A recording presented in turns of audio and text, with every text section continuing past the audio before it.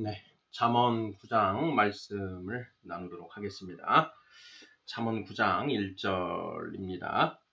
지혜가 그의 집을 짓고 일곱 기둥을 다듬고 짐승을 잡으며 포도주를 혼합하여 상을 갖추고 자기의 여종을 보내어 성중 높은 곳에서 불러 이르기를 어리석은 자는 이리로 돌이키라. 또 지혜 없는 자에게 이르기를 너는 와서 내 식물을 먹으며 내 혼합한 포도주를 마시고 어리석음을 버리고 생명을 얻으라. 명철의 길을 행하라 하느니라. 네, 6절까지 살펴보도록 하겠습니다. 네, 잠언 9장 지금 1절에 주어가 무엇인지 명확하게 하고 가야 되는데요. 주어가 무엇입니까? 네, 지혜죠, 지혜. 잠언은 이 지혜에 관해서 다루고 있습니다. 이 지혜는 하늘의 지혜를 말하는가, 세상의 지혜를 말하는가. 세상의 지혜는 어리석고 오직 하늘의 지혜만 참된 지혜이지요. 그러니 잠언의 지혜는 하늘의 지혜를 말하는 것이다 라는 것을 우리가 기본적으로 전제를 짓고 가야 됩니다. 자, 지혜가 그의 집을 짓고, 지혜가 집을 짓는다. 예, 일곱 기둥을 다듬고, 일곱은 성경의 완전수입니다. 그러니 기둥이 일곱 개다라는 이야기는 완전한 집이다. 전혀 하자가 없는, 흠이 없는 그런 집이다. 이렇게 우리가 추론을 해볼 수 있고요. 짐승을 잡으며 포도주를 혼합하여 상을 갖추고 이렇게 되어 있습니다. 짐승을 잡으며 포도주를 혼합하여 상을 갖추고, 이것은 이제 잔치가 열렸다라는 것을 우리가 연상을 할 수 있습니다. 네. 짐승을 잡으며 포도주를 혼합하여 상을 갖추고, 여기에 이 포도주가 무엇인가라는 것을 우리가 이제 염두에 두고 가야 될 것 같습니다. 짐승에도 어떤 특별한 의미가 있다면 부여를 할 수 있겠죠. 자기의 여종을 보내어 성중 높은 곳에서 불러 이르기를 어리석은 자는 이리로 돌이키라. 어리석은 자는 이리로 돌이키라. 지혜가 없는 자가, 하늘의 지혜를 가지고 있지 않은 자가 어리석은 자입니다. 세상의 지혜를 가지고 있는 자도 어리석은 자이죠. 고린도전서 3장 말씀을 볼까요? 고린도전서 3장 보시면 3장 19절 이 세상 지혜는 하나님께 어리석은 것이니 기록된 바 하나님은 지혜 있는 자들로 하여금 자기 꾀에 빠지게 하시느니라 하였고 또 주께서 지혜 있는 자들의 생각을 헛것으로 아신다 하셨느니라 이렇게 되어 있습니다. 이 세상의 지혜를 가진 자, 세상의 지혜를 가지고 나는 지혜롭다라고 하는 자들, 그런 자들을 하나님은 어리석다, 자기 꾀에 빠지는 자들, 하나님은 지혜 있는 자들로 하여금 자기 꾀에 빠지게 하시는 이시고, 또 하나님은 이들을, 지혜 있는 자들의 생각을 헛것으로 아신다. 그러니 세상 지혜는 어리석은 것, 아무것도 아니다라는 것이죠. 그러니 그런 세상의 지혜만 가지고 있고 하늘의 지혜가 없는 자들이 바로 어리석은 자들인데요. 그들을 향해서 이야기한다라는 것입니다. 너희가 이리로 돌이키라. 너희가 가진 그 지혜는 어리석은 것이니 하늘의 지혜로 지혜를 바라봐라. 이런 얘기인 것이죠. 또 지혜 없는 자에게 이르기를 너는 와서 내 식물을 먹으며 내 혼합한 포도주를 마시고 어리석음을 버리고 생명을 얻으라. 명철의 길을 행하라 하느니라. 내 식물, 내 빵을 먹으며, 식물은 먹을 거리들이죠. 먹을거리, 먹을 것을 먹으며 내 혼합한 포도주를 마시고 이렇게 되어 있습니다. 예수님이 최후의 만찬에서 제자들에게 빵을 나누어 주시면서 그리고 또 포도주를 나누어 주시면서 자, 너희는 내가 주는 이 빵과 포도주를 마시라. 이렇게 말씀을 하십니다. 그것뿐만 아니라 요한복음 6장에서도 너희가 내 살과 피를 먹으라 라고 이렇게 말씀을 하시지요. 여기에 5절, 9장 5절에 있는 너는 와서 내 식물을 먹으며 내 살을 먹고 내 피를 마시라 하는 것하고 지금 똑같은 그런 맥락입니다. 결국 예수님의 살과 피는 무엇인가? 예수님은 하나님의 말씀이시죠. 요한복음 1장 1절에서 태초에 말씀이 계시니라. 14절에서 그 말씀이 육신이 되어 우리 곁에 오시나니 오셔서 그 독생자의 영광을 우리가 본다. 라고 이렇게 이야기를 하고 있죠. 예수님은 하나님의 말씀이십니다. 그러면 예수님의 살과 피는 바로 그 말씀의 한 구절 한 구절이 그 살과 피라는 것이죠. 너희는 내 살과 피를 먹으라. 내 살과 피는 너희로 하여금 영생하게 하는 것이다. 라고 이렇게 말씀을 하십니다.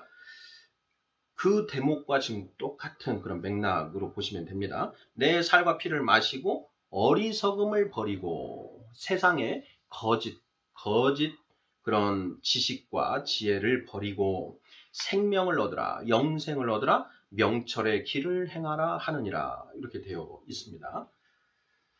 예수님은 하나님의 지혜니라. 예수 그리스도는 하나님의 지혜다. 예수 그리스도는 하나님의 형상이다. 라고 성경은 선포하고 있습니다. 바로 이 지혜.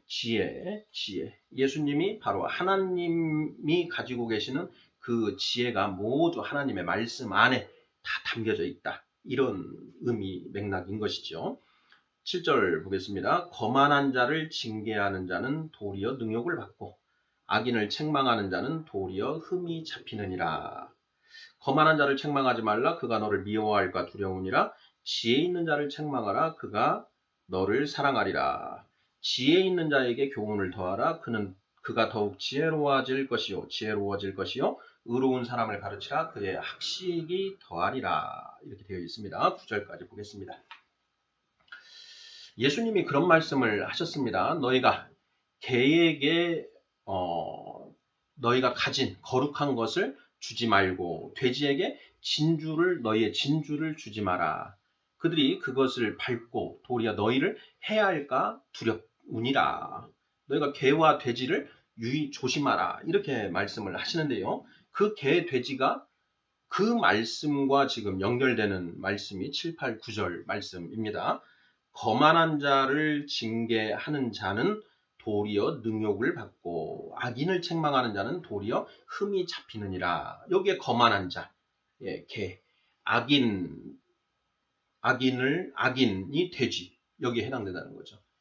하나님을 경외함이 전혀 없고 자신이 가지고 있는 그 세상의 지혜, 이것이 전부인 줄 그런 아는 사람에게 우리가 하늘의 지혜를 전할 때 그들은 그 하늘의 지혜를 책잡고 그것을 전하는 우리를 해코지하려고 한다라는 것입니다. 거만한 자를 징계하는 자는 도리어 능욕을 받고 악인을 책망하는 자는 도리어 흠이 잡히느니라. 이렇게 되어 있습니다. 우리 성도님들께서 말씀을 이제 이렇게 전하시는데요. 그 말씀을 받는 사람의 태도를 잘 보셔야 됩니다. 말씀을 받는 태도를 잘 보셔서 그가 거만한 그런 모습을 가지고 있다. 도저히 그 자신의 그 생각의 틀에 사로잡혀서 다른 사람의 말은 전혀 들으려고 하지 않고 특히나 우리 말을 안 듣는 거는 상관없습니다. 근데 하나님의 말씀을 받아들이려고 하지를 않는 그런 사람들이 있습니다. 그런 사람들을 조심하라라는 그런 취지입니다. 말씀을 몇 번 이렇게 던져봐서 그것을 받는 사람이 있고요. 받지 않고 튕겨내는 사람이 있습니다. 그 튕겨내는 사람은 우리가 좀 조심할 필요가 있다라는 것입니다. 거만한 자를 징계하는 자는 도리어 능욕을 받고 악인을 책망하는 자는 도리어 흠이 잡히느니라. 개에게 너희의 거룩한 것을 주지 말고 돼지에게 너희의 진주를 주지 말라라는 그 말씀과 연결해서 묵상을 하시면 될 것 같습니다. 거만한 자를 책망하지 말라. 그가 너를 미워할까 두려우니라. 지혜 있는 자를 책망하라. 그가 너를 사랑하리라. 지혜 있는 자를 책망하라. 어떤 사람이 지혜 있는 자일까요? 하늘의 지혜를 사모하는 자, 이런 자들을 책망해야 됩니다. 우리가 교회 안에서도 비록 성령을 받았지만 완고한 분들이 있습니다. 그런 분들을 우리가 책망하고 나아가면은요, 오히려 미움을 받습니다. 예, 미움을 받습니다. 예, 우리가 지혜롭게 행해야 되는데요. 지금 8절의 상반절, 거만한 자를 책망하지 말라, 그가 너를 미워할까 두려우니라 하는 이 대목은 바로 그런 부분이고요. 지혜 있는 자를 책망하라, 그가 너를 사랑하리라. 9절, 지혜 있는 자에게 교훈을 더하라, 그가 더욱 지혜로워질 것이요, 의로운 사람을 가르치라, 그의 학식이 더하리라. 이렇게 되어 있습니다. 자, 저는 고등부 교사를 하고 있는데요. 우리 고등부 아이들 중에 이 말씀을 전해보면은 그 말씀을 잘 받아들이는 아이가 있는가 하면 어떤 아이들은 귀를 꽁꽁 막고 받아들이지 않는 아이들이 있습니다. 자, 그랬을 때 우리는 어떻게 해야 되는가? 우리 성도님들 중에서도 이렇게 교사로서 섬기시는 분들이 있을 텐데요. 말씀을 잘 받아들이는 그런 아이들과 그렇지 않은 아이들을 보면서 내가 과연 어떤 아이에게 집중을 해야 될 것인가 고민이 많이 될 것 같은데요. 자, 8절, 9절 말씀에 그 답이 나와 있는 것입니다. 거만한 자를 책망하지 말라, 그가 너를 미워할까 두려우니라. 지혜 있는 자를 책망하라, 그가 너를 사랑하리라. 지혜 있는 자에게 교훈을 더하라, 그가 더욱 지혜로워질 것이요, 의로운 사람을 가르치라, 그의 학식이 더하리라. 말씀을 받지 않는 그런 지체들은 아직 하나님이 그 사람에게 대해서 정한 때가 되지 않았다. 이렇게 생각을 우리가 해볼 수 있습니다.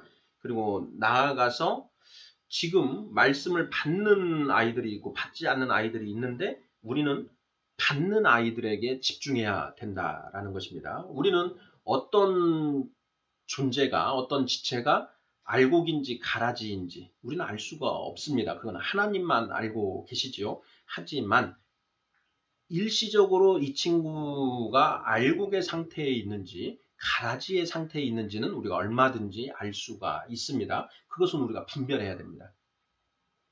너희는 영을 다 믿지 말고 영을 분별하라 하고 요한 1서에 사도 요한 선생께서 이렇게 기록을 해 두셨는데요. 우리 영을 분별을 해야 됩니다. 그래서 일시적 알곡 상태, 일시적 가라지 상태, 종국적으로 알곡인지 가라지인지 우리는 알 수 없지만 일시적인 그 상태는 알 수 있습니다. 그러면 그 상태에서 일시적인 알곡 상태에 있는 아이들에게 집중을 해야 된다라는 것입니다. 지혜 있는 자에게 교훈을 더하라. 그가 더욱 지혜로워질 것이요, 의로운 사람을 가르치라. 그의 학식이 더하리라. 10절, 여호와를 경외하는 것이 지혜의 근본이요, 거룩하신 자를 아는 것이 명철이니라. 저는 이제 이 10절 말씀을 근과 옥조로 이렇게 생각을 하고 있는데요. 잠언에서 가장 중요한 말씀이 바로 이 말씀이다. 조금 다르게 이걸 보면은요. 여호와를 경외하는 것이 지혜의 출발이요. 지혜의 출발이요. 여호와의 뜻을, 하나님의 뜻을 아는 것이 지혜의 완성이다. 라고 저는 이제 바꿔서 이야기를 해봅니다. 의미 맥락은 사실 똑같습니다. 이 하나님을 경외하는 것이 지혜의 출발점이고 하나님의 뜻을 아는 것이 지혜의 완성이다. 라는 것입니다. 골로새서 1장 9절을 한번 보죠. 골로새서 1장 9절 말씀.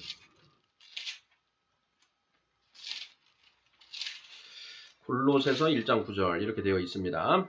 이로써 우리도 듣던 날부터 너희를 위하여 기도하기를 그치지 아니하고 구하노니 너희로 하여금 모든 신령한 지혜와 총명에 하나님의 뜻을 아는 것으로 채우게 하시고 이렇게 되어 있습니다. 사도 바울이 골로새 교회의 성도들을 위해 중보 기도를 할 때 첫 번째 기도 제목이 무엇이냐?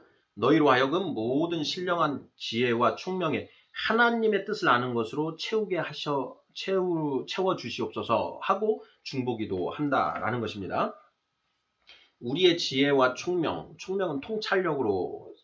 통찰력의 의미입니다. 우리의 지혜와 총명을 하나님의 뜻을 아는 것으로 채워 주시옵소서라고 기도를 한다라는 것이죠. 하나님의 뜻을 아는 것이 지혜의 완성입니다. 하나님의 뜻을 어떻게 알 수 있습니까? 하나님의 말씀을 통해서 알 수 있지요. 하나님의 말씀 이외에 다른 것을 가지고 하나님의 뜻을 우리가 찾아 들어가는 것, 그게 바로 영지주의적인 그런 흐름입니다. 성경 안에서 하나님 우리에게 은혜로 주신 것인 이 말씀, 그 말씀 안에서 하나님의 뜻을 우리가 찾을 수 있습니다. 하나님은 그걸 찾으라고 우리한테 명령하고 계십니다. 천국은 마치 밭에 감추인 보화를 발견한 자와 같으니 그가 전 재산을 팔아 그 밭을 사느니라. 천국은 마치 극히 귀한 진주를 구하는 장사와 같으니 그가 그 진주를 발견함에 전 재산을 팔아 그 진주를 사느니라. 이렇게 되어 있죠. 마태복음 13장 44, 45, 46절 그 정도 말씀이지요. 여호와를 경외하는 것이 지혜의 근본이고 거룩하신 자를 아는 것이 명철이다. 하나님을 아는 것이 지혜의 완성이다라는 것인데요. 하나님의 무엇을 아는 것이냐? 하나님의 뜻을 아는 것입니다. 뜻. 11절. 나 지혜로 말미암아 내 날이 많아질 것이요 내 생명의 해가 내게 더하리라. 내가 만일 지혜로우면 그 지혜가 내게 유익할 것이나 내가 만일 거만하면 너 홀로 해를 당하리라. 나 지혜로 말미암아 하나님의 말씀 안에 있는 완전한 지혜, 그 지혜로 말미암아 너의 날이 많아질 것이요 너의 날이 많아질 것이다. 내 생명의 해가 내게 더하리라. 그 지혜를 통해서 우리가 영생을 얻게 된다. 이런 이제 말씀 맥락이신 거지요. 그리고 이 지혜를 우리가 하늘의 지혜를 우리가 얻게 되면 이 땅에서부터 천국을 누리면서 살게 됩니다. 천국을 누리는 삶, 그 날들이 많아진다라는 것이죠. 이 땅에서부터 천국을 누리면서 사는데 내가 지혜를 빨리 얻으면 얻을수록 육신이 죽을 때까지 내가 천국을 누리는 날이 더 많아지는 것이죠. 그리고 그러한 지혜, 하늘의 지혜를 통해서 이 육신의 날도 길어질 수 있다. 이런 이제 그 의미가 같이 보더라도 문제는 없을 것 같습니다. 내가 만일 지혜로우면 그 지혜가 내게 유익할 것이나 지혜롭다라는 것은 하나님의 뜻을 알려고 하는 것. 이게 지혜로운 것입니다. 하나님의 뜻을 알려고 하는 자가 지혜로운 자입니다. 그러면 그 지혜가 내게 유익하다. 내가 만일 거만하다. 나는 충분히 내가 다 안다. 이 세상 돌아가는 이치를 나는 다 알고 있다. 이런 사람이 거만한 자입니다. 그래서 하나님의 말씀 내가 들을 필요가 없다. 나는 이미 충분히 지혜롭다. 이런 자들이 거만한 자들입니다. 그런 자들은 홀로 해를 당할 것이다. 라는 것입니다. 13절. 미련한 여인이 떠들며 어리석어서 아무것도 알지 못하고 자기 집 문에 앉으며 성읍 높은 곳에 있는 자리에 앉아서 자기 길을 바로 가는 행인들을 불러 이르되 어리석은 자는 이리로 돌이키라. 또 지혜 없는 자에게 이르기를 도둑질한 물이 달고 몰래 먹는 떡이 맛이 있다 하는도다. 오직 그 어리석은 자는 죽은 자들이 거기 있는 것과 그의 객들이 스올 깊은 곳에 있는 것을 알지 못하느니라. 자, 지혜의 대적, 적 그리스도, 바로 미련한 여인입니다. 음녀라고 성경은 표현하고 있지요. 사탄. 바로 미련한 여인은 바로 그 사탄을 가리킨다. 사탄 마귀 적그리스도를 의미한다라고 보셔도 아무 문제가 없을 것 같습니다. 미련한 여인이 떠들며 어리석어서 아무것도 알지 못하고 사탄은 모릅니다.